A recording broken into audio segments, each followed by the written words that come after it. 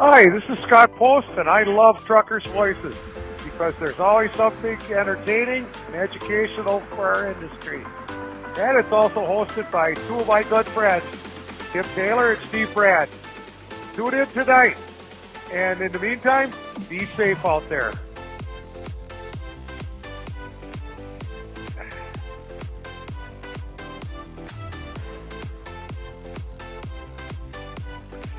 Hey everybody, how you doing tonight? My name's Charlie Demchuk, and I'm here to welcome you to tonight's big show. Y'all sit back, relax, enjoy the show. Tim and Steve got a good one in store for you. So have a good night. We'll see you. Hi, this is Tony Wainwright. I hope you enjoy listening to Truckers' Voices as much as I do. Now, without any further ado, kick back, kick your shoes off, air your corns out, and get ready to listen to another fine show.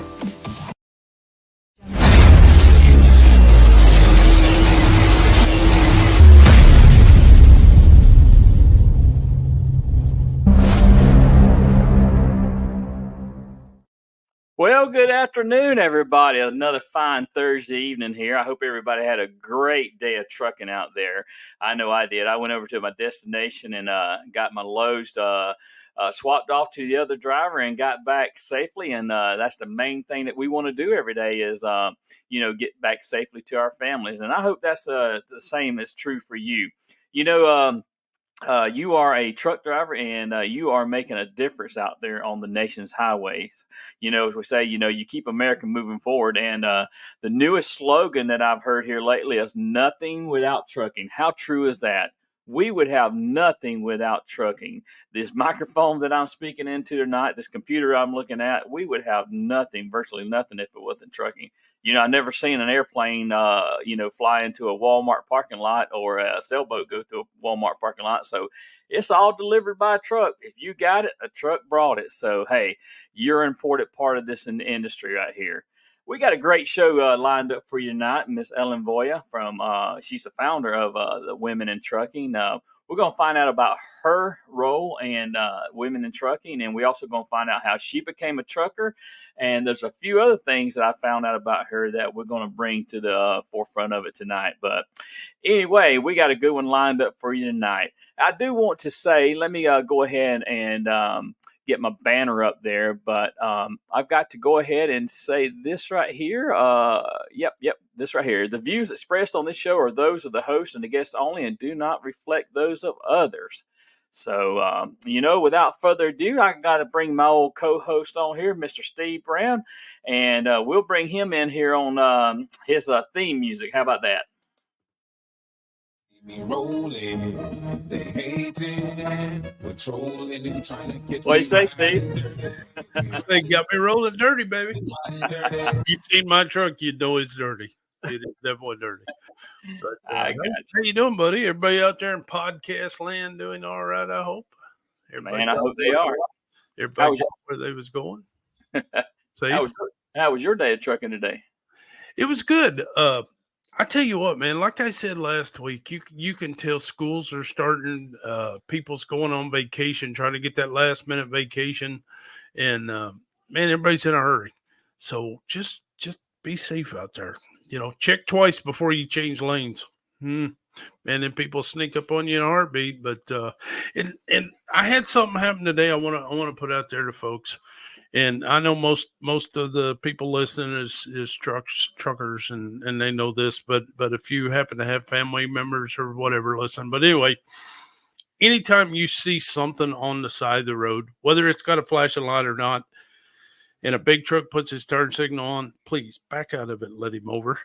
Because I had a situation today. I mean, it worked out perfect. The car backed out of it, let me over. But there was a pickup truck pulling an enclosed trailer, blew a tire, knocked the fender off of it.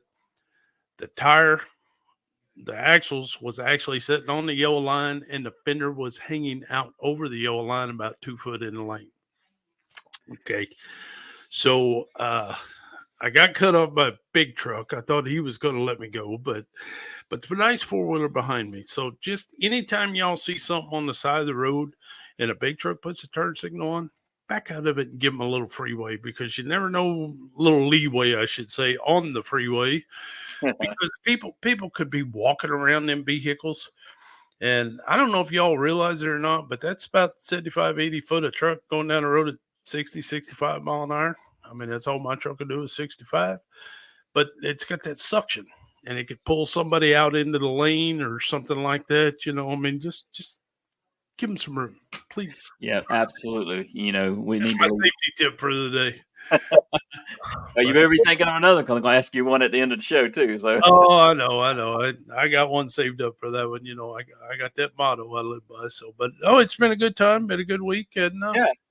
it's got a little cool up here, cooled down a little bit, but now the humidity's coming back in. So, summer ain't over yet. I can't feel too sad for you about the humidity, because I deal with it down here quite often there.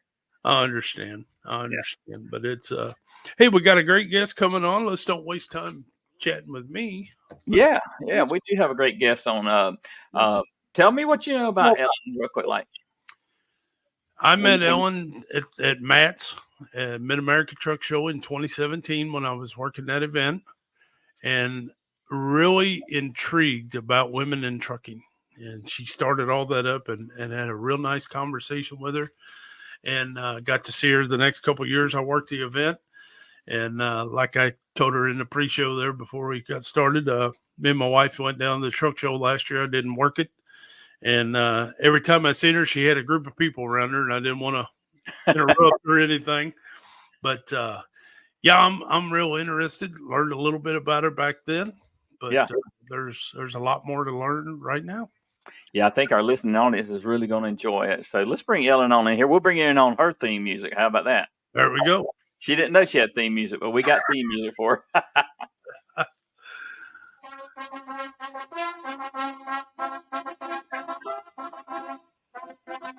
Oh. Ellen Voie. I love it. How are you, Miss Ellen? I'm doing great. Thanks, guys. Yep. We love bringing our guest in on the Rocky theme, because, with everybody is a champ in their own rights. Well, thanks. Yes. So Miss Ellen, just tell us a little bit about yourself. Tell us who you are, where you're from, and then we'll just jump right on into it. Sounds good. So born and raised in Wisconsin, lived here most of my life, did go to college in Oklahoma, and lived in Ohio for a little while. But for the most part, my family's here. I have 2 children, a son who's an electrician and a daughter who works in AI, and she has 3 little girls. So I get to, spend a lot of time with my granddaughters. But I don't know. There's just not a lot other than my life at Women in Trucking. Right. Well, that's awesome. So tell us, let's go ahead and get started like we always start with all our guests. I want you to just kind of tell us from the start how you became a truck driver. Well, I have to, full disclosure, never was a truck driver. Never. I've owned trucks, and I do have a CDL. But okay, you're a truck driver. Well, I have 126 safe driving miles. That's it. And that was after school. But I'll give you the shorter version. But in high school, I took shop class and learned some good skills of, drafting and welding and things like that. And then went to school for broadcast journalism. That was my goal, is to broadcast journalism, be like Barbara Walters, who was my hero. But ended up moving back to Wisconsin when my mom became ill, and I got a job at a fabricating plant, and I was drawing material handling equipment. So I was designing it, drafting, we called it. And it was like cantilever racks, pallets, things like that. And one day they came to me and they said, "Are you interested in moving into the traffic department?" I'm like, "I don't know, what's traffic?" So they said, "We'll send you to school for traffic and transportation management," which they did. I have a 2-year diploma from LaSalle University. And so I was assistant traffic manager, and then I became traffic manager. And so I did that for a number of years until I started my family. And once I started my family, I did freelance consulting because I had a skill. I could, freight bills and read tariffs, log books, things like that. So did that for 18 years while I raised my family, and then offered a job. I was offered a job at Trucker Buddy. You guys have heard of Trucker Buddy, right? Yep. Mm-hmm. So I ran that organization for 6 years until one day I was recruited by Schneider National, and they said, come and work with us in the retention area. And I'm like, okay, was intriguing.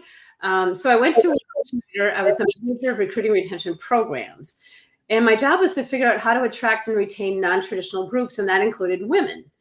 And as you know, Tim, at the time I was working on my pilot's license. So I belonged to an organization called Women in Aviation. And I thought, well, why isn't there something for women in the trucking industry? So put together a board of directors, got the legal paperwork done. And, in March of 2007, Women in Trucking was born. Oh, that's awesome. That's awesome. And, out of that, I've actually met a lot of your ambassadors, right? And, I've had a couple of them on the show here. And it's just absolutely been great to interview some of the ladies from Women in Trucking. Now, give us a brief overview of what all Women in Trucking entails. So our mission is threefold: to encourage the employment of women in the industry, to address obstacles, and to celebrate success, which means sharing stories of pioneers. And our mission's never changed. So basically, it's giving women in the industry a voice. And when I say women in the industry, I mean women, whether they're drivers or diesel techs or safety directors or CEOs or in the boardroom. All our members are very diverse, and 15% of our members are men, and they join because they support our mission. So it's grown beyond my wildest dreams. Our first year in 2007, my goal was to hit 500 members, which we did. Last year, we exceeded over 8,000 members in 10 countries. That's awesome. Yeah, and I was noticing that you are a 501(c), and do you have scholarships over there at Women in Trucking also? Well, I need to cover that. The Women in Trucking Association is a dues-based organization, like TCA or ATA. Those OOIDA. So it's a dues-based organization. So it's a C6, but we also have a scholarship foundation, which is run by a separate board of directors, separate executive director, and that is a C3 charitable organization. And yes, we give out scholarships, and we've given out over $300,000 in scholarships. Wow. And that's awesome. To women in 4 areas. In fact, it's open right now. So if anyone out there wants to apply, it's womenintruckingfoundation.org. But the scholarships are for CDL, of course, for safety, any kind of safety training, safety director or CDS. Also diesel techs. Boy, we love giving scholarships to diesel techs. And then the 4th one we call leadership, which means anyone working in the industry who wants to advance their career. So I'd say go apply. The scholarships are $1,000 each. We'll send it to the school, and we want to help. Oh, yeah. All right. Steve? What's it take if a driver wants to be a member of Women in Trucking? So it's pretty simple. You go to womenintrucking.org and click on join. The dues are $35 if you have a CDL. We have a publication. We have free webinars. We have discounts if you come to the conference, discounts on other items. We even have a social media platform that is for members only called the Engage platform.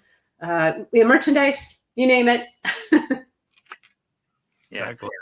So tell us a little bit about the conference that you all have. I'm trying. The name of it escapes me, but I think it comes up every year about this time.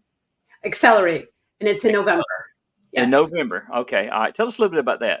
So this is the 10th year, and I'll tell you what. The first year we were scared to death, starting a conference and paying a lot of money and not knowing how many people would show up. But we had 300 people the first year, and last year I think it was.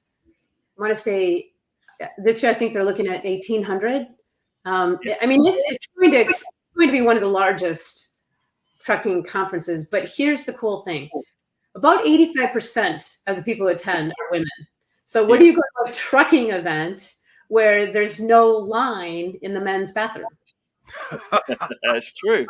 Hey, can I come next time? Absolutely. But everything at the conference, there's different tracks. There's a driver track, and then maybe a marketing track or CEO track, leadership. So you can choose which track, but then there's the general sessions and speakers, but every presentation applies to men and women. So it could be, we have Fraud Buster. She talks about how to detect fraud in body language. And we've had how to brand yourself, or how to, public speaking. I mean, it's anything to help your career, whether you're male or female. And I'll tell you what, the dance, you would never have trouble finding a female to dance with, because it's 85% females. Yeah. The ratio would be in a male's favor, right? Exactly. Now, does that move around every year, or do you hold it in the same city, same location every year?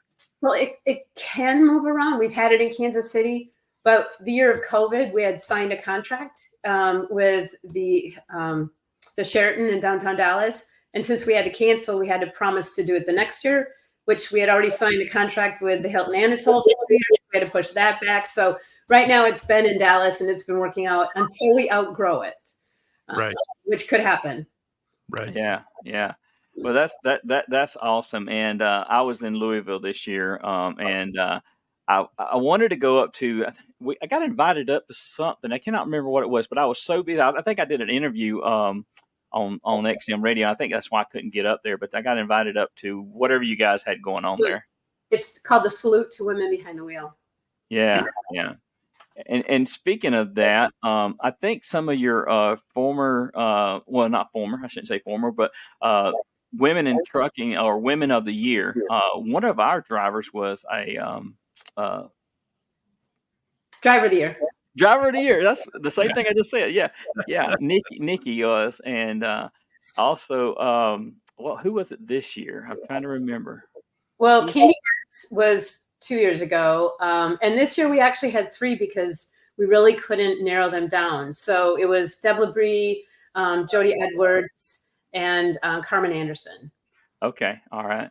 And I've absolutely, I love Kaylee McCall and Kaylee Lynn McLaughlin. I've had them on the show before, and I absolutely got to go over and got to look in the truck this year. What's it, Whitney, right? Yes. And what an awesome piece of equipment to go around and highlight women in trucking. I mean, that is just an awesome rig that you guys have. That was a dream. I mean, I said, I want some kind of mobile unit that can go to conferences or schools, or, and here's the cool thing. Being Women in Trucking is a nonprofit. So I went to Walmart and asked for a trailer, and they said, sure. ATS donated the very expensive simulator that's in there. I mean, just went and asked, would you donate this? Would you put this in the trailer? And everybody was like jumping on top, saying, how can we help? So it's an amazing, and the graphics on the side, isn't that beautiful? It is beautiful. It is very, very beautiful, very fitting, and it catches your eye. I mean, anywhere you go. I actually seen Susie Lyons. We had her on the show one night too. I seen a picture of her, and I'll segue with this. I seen a picture of her because she took a picture for the campaign that you all just had with I Heart Trucking. Yes, I Heart Trucking. Yep. And I went and I voted for Susie, but yeah, I seen it. Now, who actually? Tell us a little bit about that. I Heart Trucking. So that was sitting there, glass of wine with a friend of mine one night, and like, what can we do? How do we promote these women? And I actually, I think at 2 a.m, I bought the URL, I Heart Trucking. And seriously, no good story ever starts with I was eating a salad, right? It was having a glass of wine. Anyway, so the I Heart Trucking contest was to highlight our members who are doing such amazing things. And every year there's a theme, and it's just so much fun to see. Boy, some of them really go out of their way, and they get the whole team, and then we can use all these photos throughout the year in our magazine and our advertising. And these are some amazing photos. And all it is bragging rights. There's no money. I mean, you don't get a cash prize or anything. Right. And I've seen it. Go ahead, Steve. What is the percentage rate? Do you know what the percentage rate is of female drivers in the industry right now? I'm going to tell you, Steve, yes and no. And the reason I say that is because I know that like the ATA uses Department of Labor, and Department of Labor counts all CDLs, so it doesn't matter. Right. And so about 6 years ago, we thought, well, how are we going to know if we're making a difference in the industry if we can't measure it? So the first couple of years, we used National Transportation Institute. They do driver wages. And again, that's voluntary. And then one year we had FreightWaves do it. And then we thought, well, we'll bring it in and we'll do it internally. So we've been tracking, but these are our members who are responding. So we're at about 12% over the road drivers. Okay. But I'm going to tell you, for our members. So obviously they're working hard to get more women. But we are working with Transportation Research Institute to get that real number. Do you know that that's one of the frustrations I've always had leading women, having data that I can share. And the FMCSA does not have accurate data. Do you know that your inspection reports, your roadside inspections, do not ask for gender, and neither do the PSP reports do not ask for gender? Really? So, and FMCSA only has been reported to them from the states for CDLs, and that's a voluntary program. So nobody really has an accurate number, and everybody measures it differently. So do you count all CDLs? Do you count commercial bus drivers? So I'm going to tell you, for women in trucking and our members, it's about 12%. Okay. Because I know in 17, they was telling me it was about 4%. And then, I kept hearing it grow and I kept hearing it grow. And when I go out on these events for Share the Road, not only do I teach Share the Road, but we as captains, we talk about the industry, how to get in the industry. And I used to be over the road coast to coast years ago. Now I'm line the haul.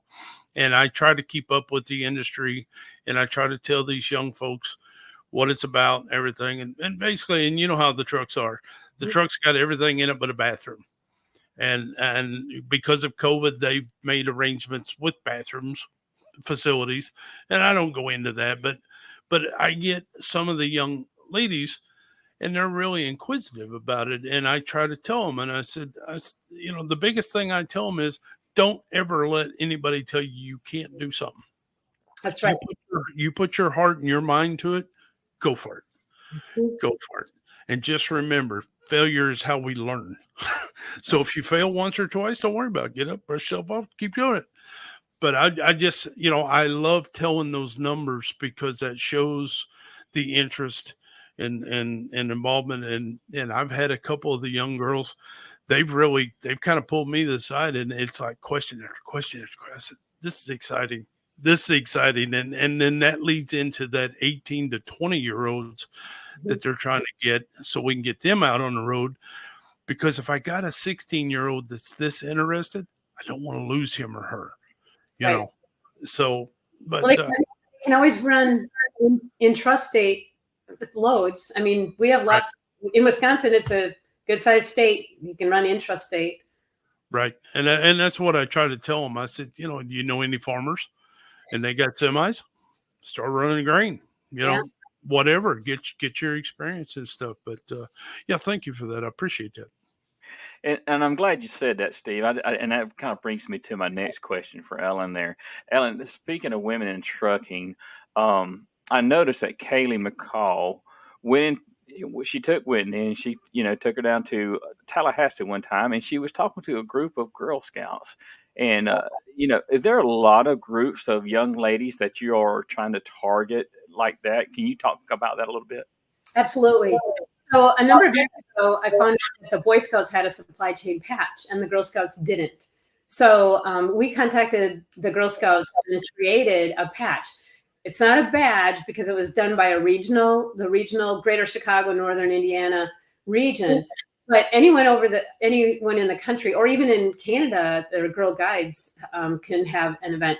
So we have the curriculum, we have the patches, and we even have an activity book that's called Scouting for Cookies. And the activity book talks about how the grain from the field goes to the bakery in a truck, bakery to packaging in a truck, packaging, the whole supply chain, and then who's the final mile? It's the Girl Scout. So it should be by now at least close to 2,000 little girls have earned that patch. the Women in Trucking Supply Chain patch, and I'm very proud of that, because when I see the patch on some little girl's, vest, Girl Scout vest, it's just melts my heart. Yeah, yeah, and you never know, that may be, the next truck driver you see, or it may be the next CEO of a company that's running a trucking industry, or anything within the transportation industry. So, hey, if we can get them young, that's what we got to do. And Steve and I, we've talked about this before, and we talked about the 18-year-olds being able to drive trucks, and actually, I'm absolutely for that, with the right training, the right settings to go interstate. But it's going to be the right candidate and the right person, the right training there. So let's just move on a little bit, and let's talk about a little bit about your life. And you said that you was a pilot, so let's talk about that a little bit. So one day when I sent my daughter off to college, my youngest, I was driving by the local airport and it said, "Learn to fly here." So I pulled in and I thought, okay, I don't do what every sign tells me to do, but I pulled in and took a discovery ride, and I was hooked. So I got my pilot's license. And as I was telling you before the show, I finally passed my check ride, my FAA check ride. You have to meet the practical test standards. Passed my check ride in October of 2008. And then in December of 2008 is when I went to Euclid, Tri-C in Cleveland, and passed my CDL. So I got my CDL in December, and then that might as well get a motorcycle license. And so I did that spring. And then, and you asked me about this earlier, but some friends of mine were going skydiving, and they invited me. And I'm like, okay, let's go do that. And it happened to be the year I turned 50. And my daughter she was just like, "Mom, are you dying?" She was so worried, like, "What are you doing?" And I'm like, it just happened to all fall in one year. But yeah, so I got my pilot's license and my CDL in 2008. And about 11 years ago, I bought a little Cessna Skyhawk, and it's a 4-seater, just a little, a Cessna is like a Chevy on a Sunday drive. It's a very reliable vehicle. People use it for training. And here in Wisconsin, we have what we call the Flying Hamburger Social on Wednesdays. So on Wednesday nights, little airports will host just a fly-in, and they have all this food. Maybe it goes to the Boy Scouts, maybe whatever. You just make a donation, and everyone just flies in, and you eat dinner and then fly home again. Yeah, that way you can keep your flying hours up also, Yeah, exactly. I mean, I'm glad you said that you bought a plane, because that was going to be my next question. Do you own a plane? I do. And I actually, where I live, it's a house that overlooks the airport. It's a municipal airport. And so I can almost see my hangar, except that my house is surrounded by trees. But yeah, life is good. Yeah. So, and I hate to be all over the place. I want to go back to one thing with the women in trucking here real quick. So where was I going to go with this? I was fixing to go somewhere, and I just lost my train of thought. Has that ever happened to you? Oh yeah, all the time. Yeah. I just lost my train of thought. So that's crazy. Well, tell us a little bit about your show that you have on XM Radio. So remember, I said in high school I wanted to go to school for broadcast journalism. Yeah. Well, when I started Women in Trucking, I would get invited on different shows like Freewheeling Show or Mark Willis Show, or different other people's shows. And after a while, I said, well, why don't you guys just give me my own show? And 7 years ago, almost 7 years ago, they came and said, yeah, we'll give you a show, and it'll be Saturday mornings. So it's Saturday at 10 Central, 11 Eastern. And I've been doing that for like over 6 years now. Is that how it works? I'm going to call Jimmy Mack up and say, hey, give me my own show. Exactly. I mean, Greg Thompson or anybody else listening. That's amazing. You say 6 years, because it's like I told you earlier, I don't get to listen every Saturday, but when I used to run some Saturdays and stuff, I mean, that was one of the shows I look forward to listening to. And I can't believe it's been that long ago. I mean, it's just like, wow. I can't either. But, I was just going to make a comment. You went to college for broadcast journalism. Leave the journalism off in the college. I've been broadcasting for 35 years. There you go. I just He's didn't go nowhere. I was worldwide, but That's why he's my co-host, because when I can't think of anything to say, I got Steve right there in the wings with me. yeah, Well, you never know what our topic will be. So for this Saturday, the topic will be electric trucks. And I know there's a lot of pushback, how's the infrastructure, what's the weight of the batteries, what's the cost of vehicles, things like that. But I think they're coming, whether we fight back or not. So, I mean, look, some states like California have already, mandated them. So, Right.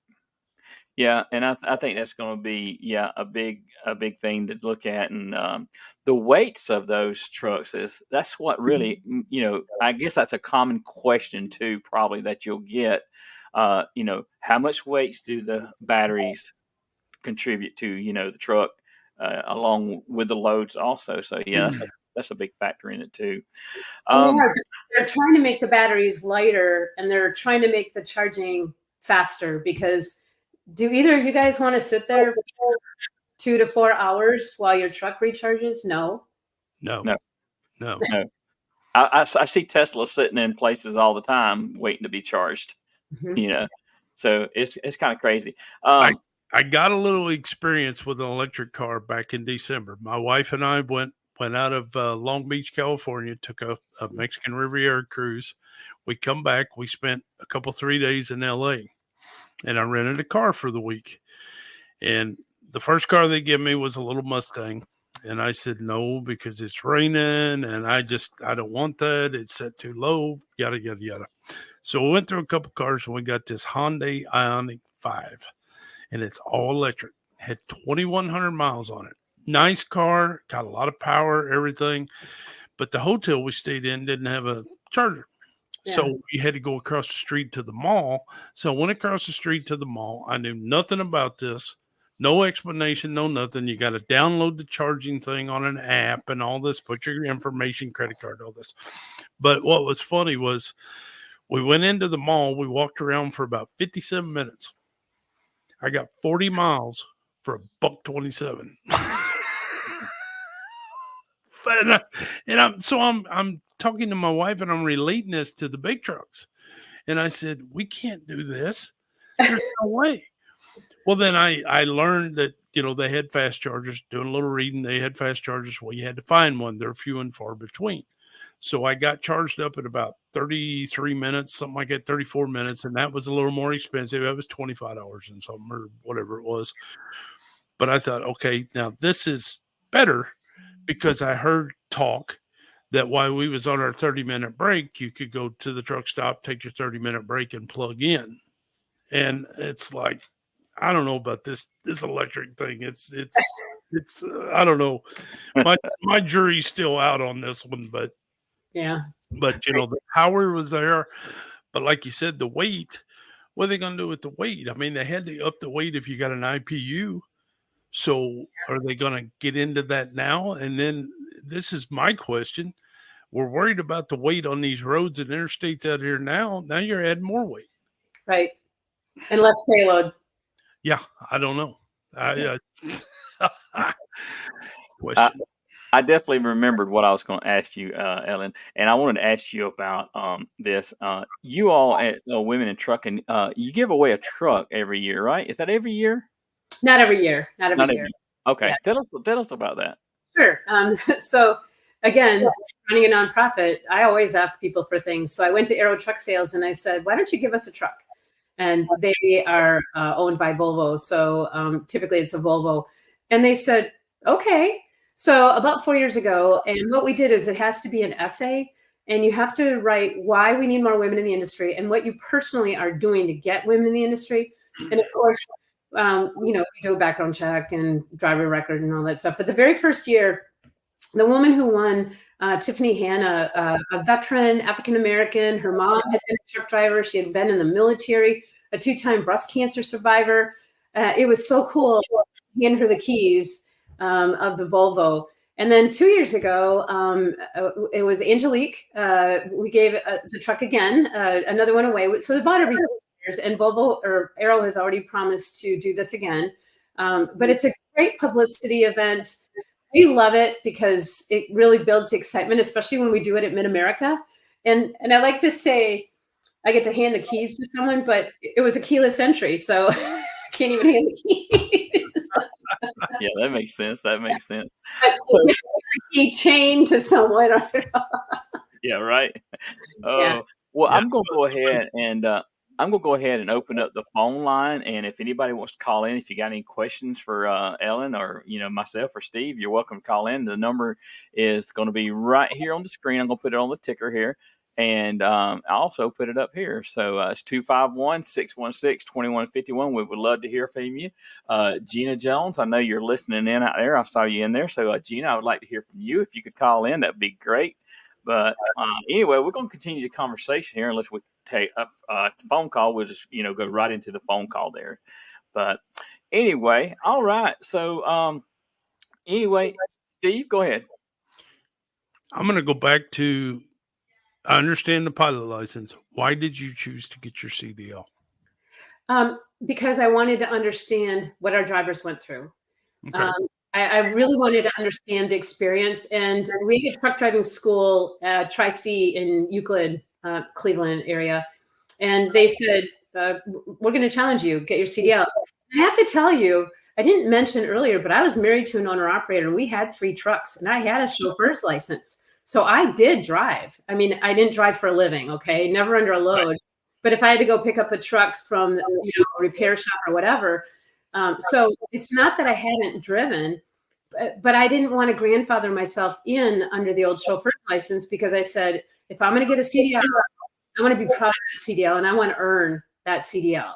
So that's why I went to truck driving school, is so that I could better understand some of the challenges that our members face when they do attend truck driving school. Right. Okay. Yeah.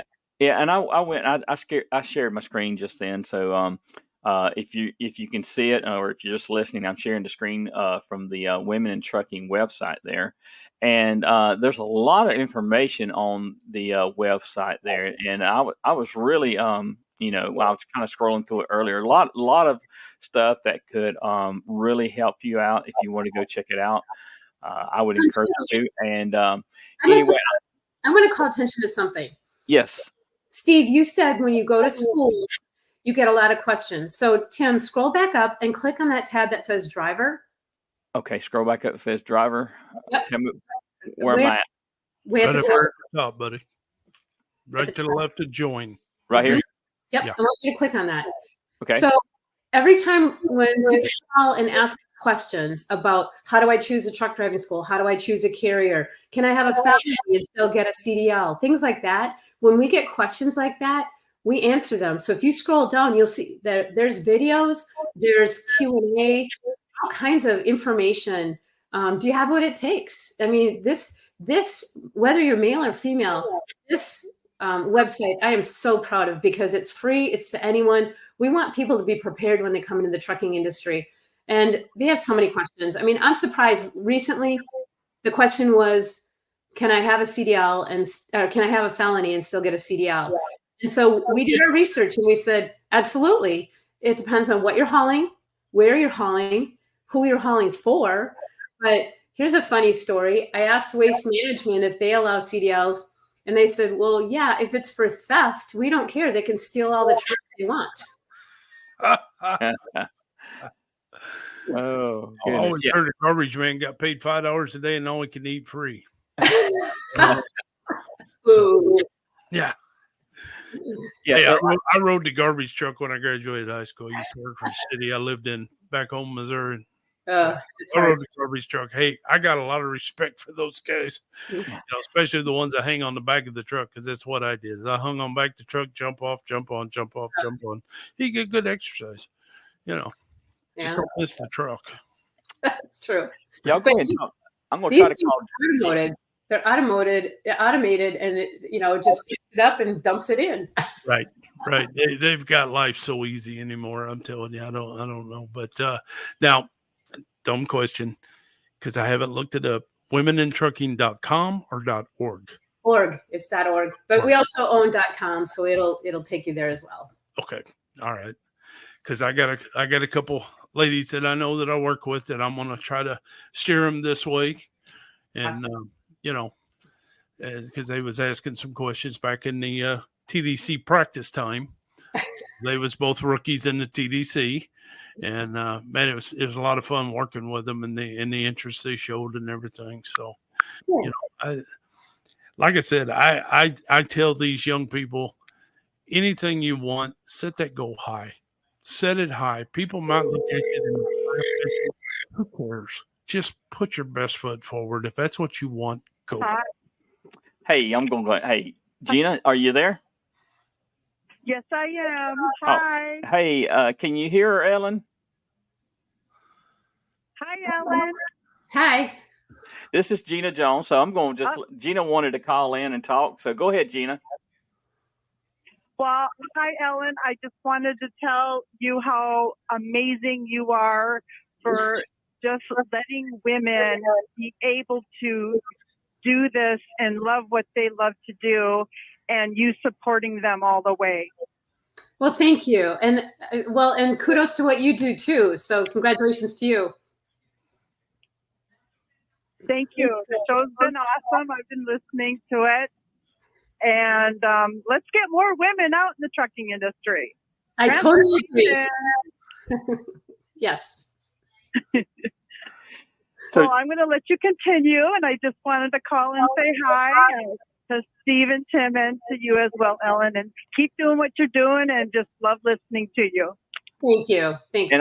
And I want to say to Gina and Steve, they're TA Citizen Award winners this year alongside with myself.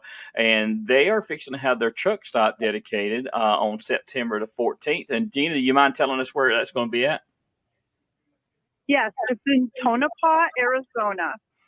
Yeah. So, right off the I-10 going west on your way to California. But well, Arizona. I had Gina and Steve on my show too. Remember? Sure did. Yeah, I do remember. Yep. What you? Yeah, and we were on there with Tim as well.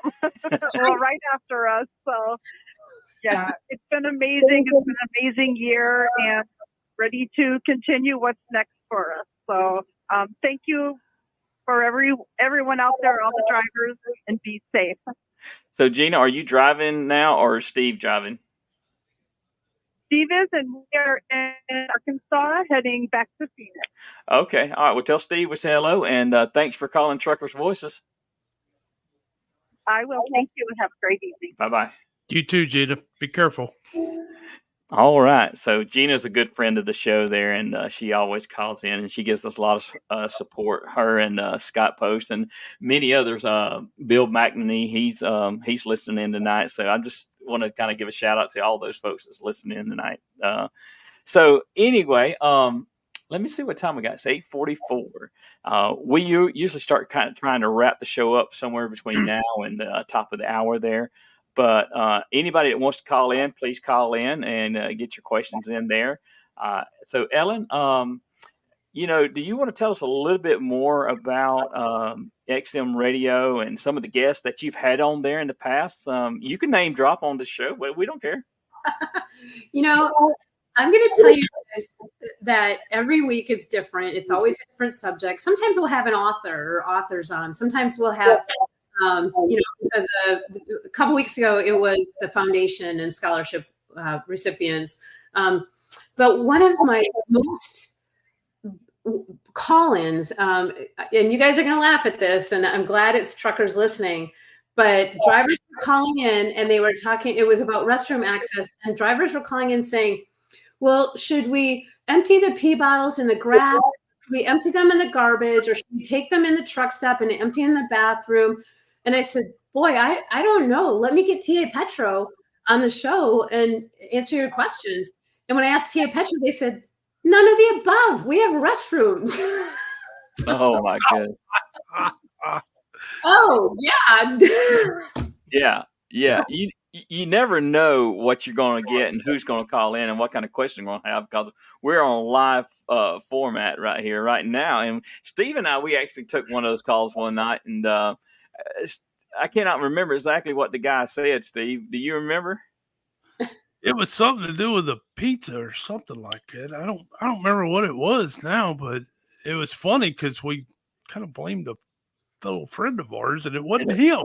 It sounded like him, and it wasn't him. So that's funny that you mentioned that show, because I think I was out running errands or something, and I had it on in my pickup, and I was listening to that show, and I'm like, oh no, oh no. And I'm thinking, come on, guys. Yeah.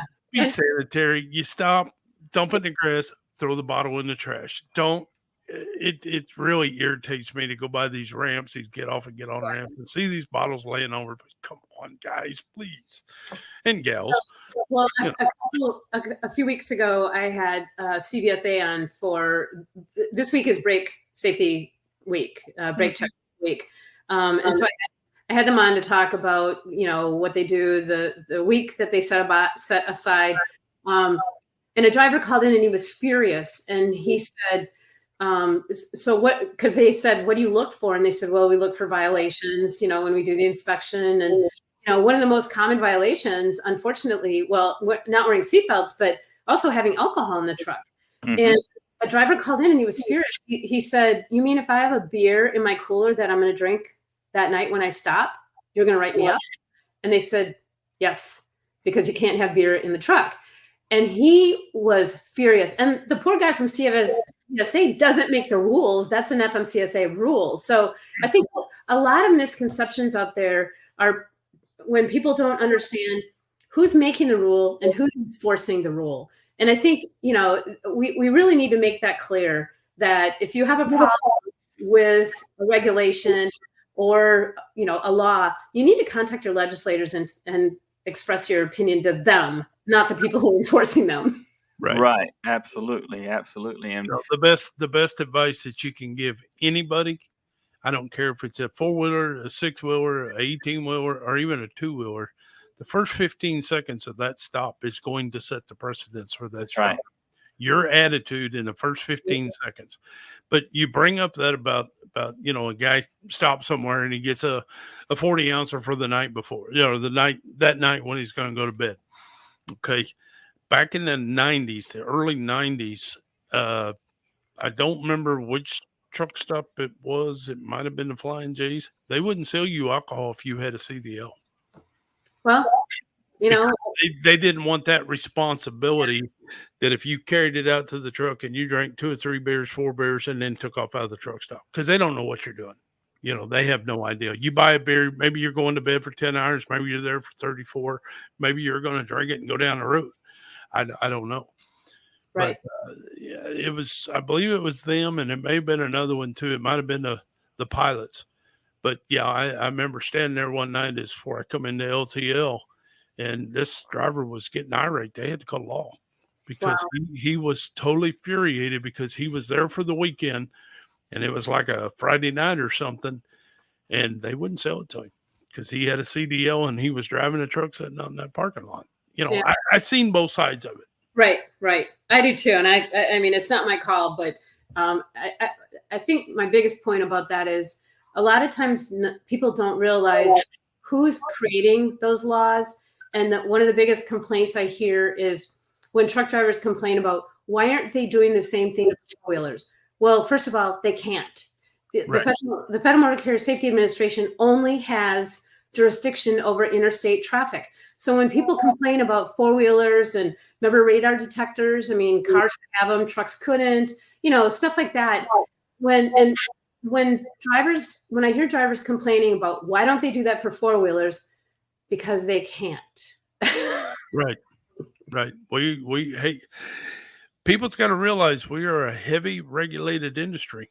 We are sometimes, I think we're over-regulated, but there again, I try to look at it in a 360 perspective. I try to look at it from their side, my side, this side, that side, and try to be fair. I guess that's a maturity in me. I don't know, whatever, trying to be professional, but it's like the big thing here this week. I think it started Monday. The people of the great state of Ohio legalized recreational marijuana.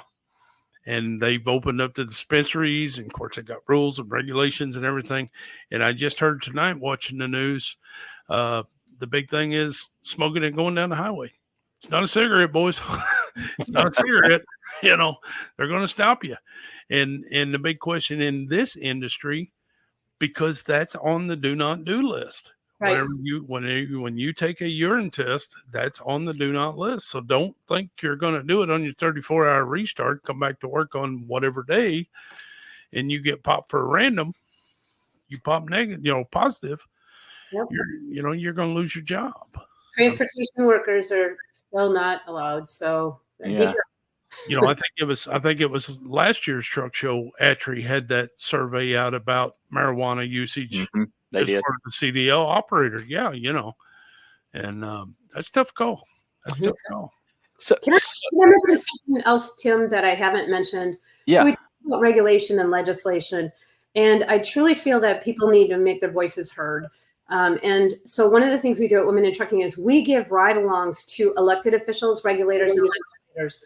So we've given ride-alongs to senators, congresspeople, Secretary of Transportation, the MCSA administrators, a number of them. Robin Hutchinson, we just gave her a ride when she was still acting administrator.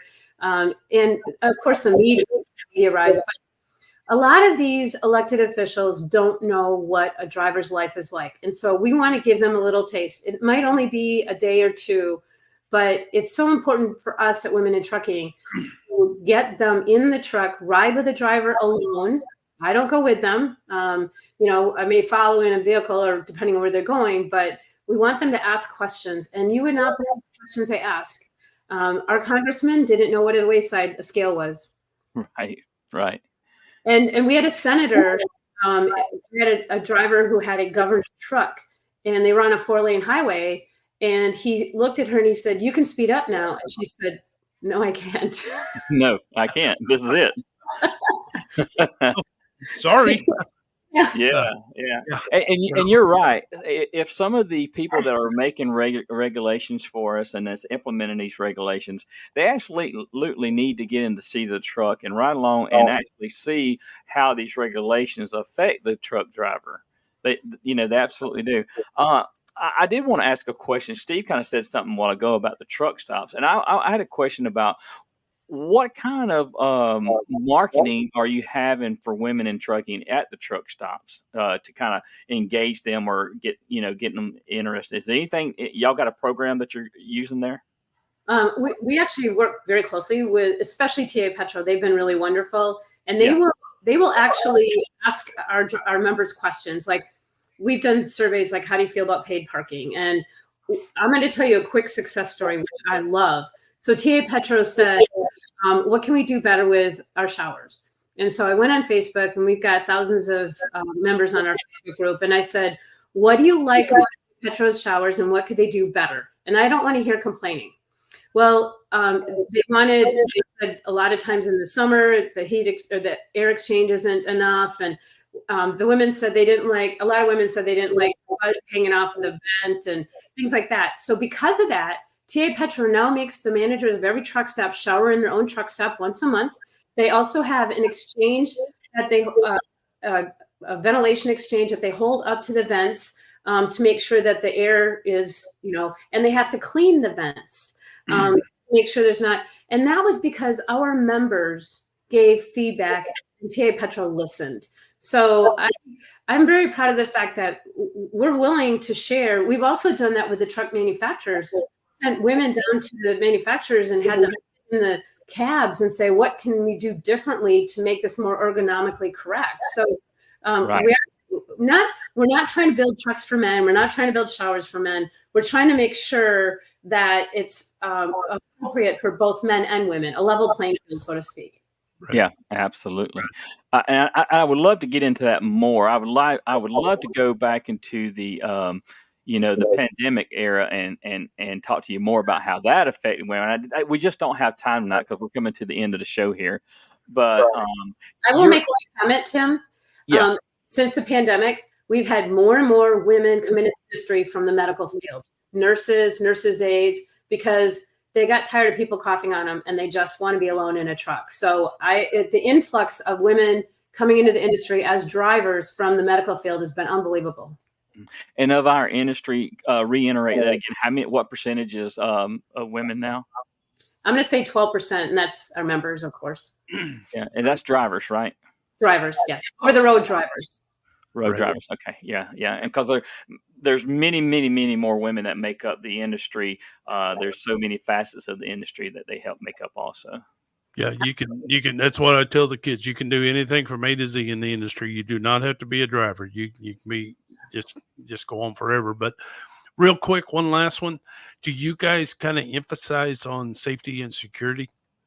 Absolutely. We actually have a professional come in to our events, Debbie Gardner with Survive Institute, and teach self-defense. But we also call it self-esteem because it's walking with a purpose. It's walking, don't slump, don't be reading your phone, things like that. So we have a lot of instruction on self-defense and keeping yourself safe, meaning don't walk between the trucks, don't park in the back, stuff like that.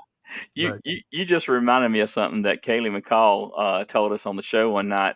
And I asked her, I said, do you ever catch any grief at the truck stops from the guys? And she said, I do not make myself look approachable. And and she is only what 5 foot? 5 foot, 90 pounds. Yeah. Right. She was awesome to have on the show. Yeah. She was awesome. But and that's a piece of advice from me to all the listeners out here, drivers. You see even a male driver walk in the buddy system, walk in the truck stop. I don't patronize the truck stops no more, except for the one I go to every day and do a meet and turn. I'm very fortunate, but help each other out here. It's I can't express it enough. Let's go. I started driving in 1989, and the camaraderie out here was pretty awesome.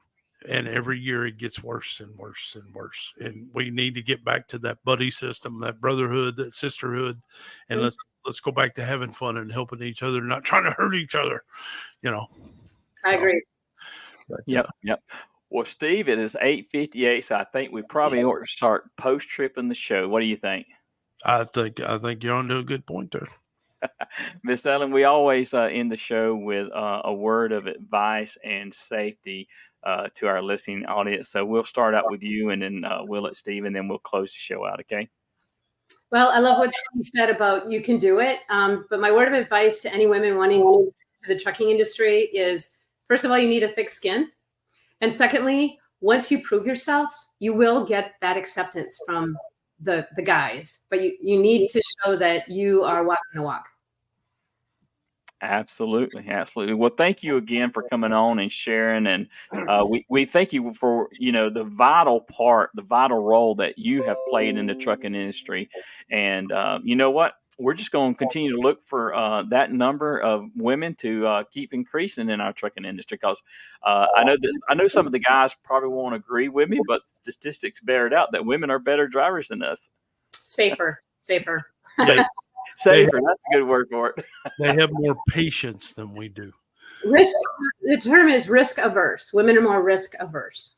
Yeah, I'm gonna remember that. Risk averse. All right. I better write that down because I'll forget it as soon as I hang up here. It's right. I call it an age thing. It's like. But Steve, go ahead, Miss Ellen. Thank you very much. Appreciate all your information. You are welcome back anytime. Call either one of us. Say, hey, I want to come back on the show. I found out something. I got to talk to something.